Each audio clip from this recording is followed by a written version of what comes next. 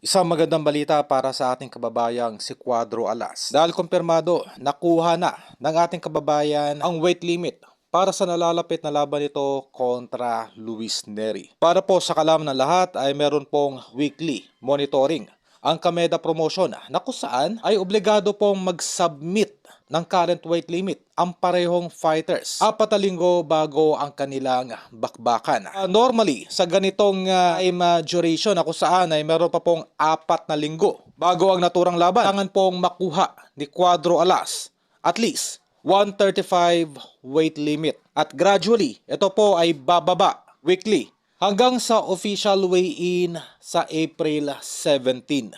Ito po yung gradual at systematic approach upang makuha ng husto ang naturang timbang. Ito yung nabanggitan natin, no, na kumbaga ay napaaga yung bakbakan ng parehong fighters dahil sila po ay maglalaban una para sa nasabing weight limit dahil atin na pong naibalita na ang parehong fighters po ay merong problema sa pagkuha ng nasabing weight limit sa super bantamweight division. Kung ito ay tuloy-tuloy, no, na mapagtagumpayan ni Cuadro Alas, ang pinakalaban na lamang, no, na paghahanda nito ay yung ma-knockout at matalo itong Mexican assassin na si Luis Nery.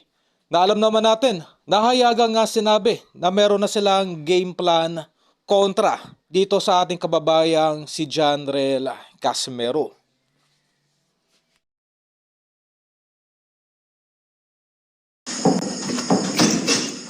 Putulay min ko ba? Putulay min Ay, diri ba? edit man siguro niya ay. Ha? Edit. Ang diit may ko na kita Di ba, edit ba? Ang diit ba? Date 1, 18. Sana ta karon?